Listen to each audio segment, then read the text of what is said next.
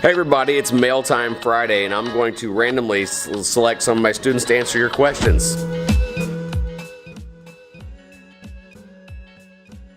Alright, so today I've got about 3 or 4 questions I can probably get to. Number 1 is from Josh McLaughlin. How do you create value for others? What does that look like in the form of social media content in your class? So I will say, let's see, how do we answer that? How do you, and I'm going to go over to Hunter, how do you create value for people on social media? I feel like you can create value. Look at what people are doing or are really interested in nowadays, and then basically be that person that provides that value. Like, so say, for me nowadays, I feel like people are looking for true happiness, so I try and give them that through what I do through social media. I would totally agree with that. I think that a lot of times if you see what everybody else is really working on and you like it, there's nothing wrong with you giving them some feedback or some encouragement or even some help. Let me go to the next question, and that next question is, okay, the next one is from Miss Clemens. It says, I just watched your video on what you do when the kids don't like Genius Hour. I was just having this conversation yesterday. I'm trying Genius Hour for the first time and my students feel overwhelmed.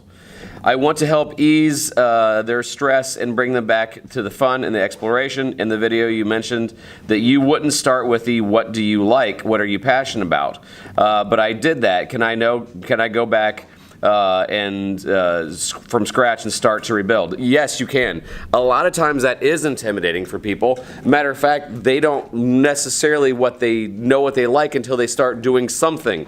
Jazz, you want to weigh in on that? I think you have to find what you want to do, and then you have to go off and explore it a little bit, and then once you know that it may work, may not work, maybe take some time to go talk to other people and find out what they do and what interests them, and maybe collaborate with them a little bit, maybe take what they do and apply it to yourself, and maybe see what works and what doesn't work.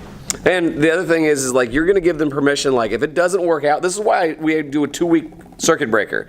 If you're working on something and 2 weeks later you realize this is not for me, I don't like it, stop. The other thing, one year is like I watched. I'm trying to remember. Like if you just go to YouTube and type in Genius Hour, you're gonna like some teachers are like just having them. Like, what did you do this year in Genius Hour? And then some of the kids are going to be like, well, that was a dumb idea. They should have done that. And then they may pick up on some ideas of their own. The last thing I have is, next one is from Pat Dorfline, and he says, how do you generate ideas?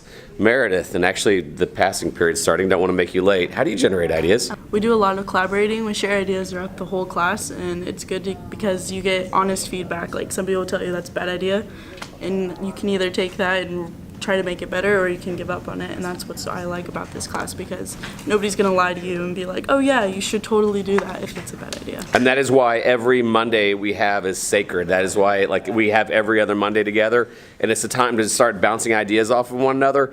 And oftentimes when you hear somebody else's idea, you think of, no, I'd do it this way, and that's where. And sometimes we just play Disruptus. Yeah, anyway. That's fine. All right, very good. Thank you so much, Meredith. Thank you so much, Pat. Pat, I will make sure I send you the book of the week, and I really, really do appreciate it. I had some other emails that they did not want to be identified by name, but I'll be emailing you back privately. This is Don Wettrick reminding you that opportunities are everywhere. I'm excited about next week and get to peek in on what my students are up to. We'll see you. Oh, one last thing. Look at here. Luke today is talking to another school about the importance of Genius Hour and innovation. Hey, we're on tonight's video. What school are you guys from? Canada. The school. They're from Canada, the school. Anyway, I'm excited. Luke's open for business. We're having our last students work now with other schools. That's all I got. See ya.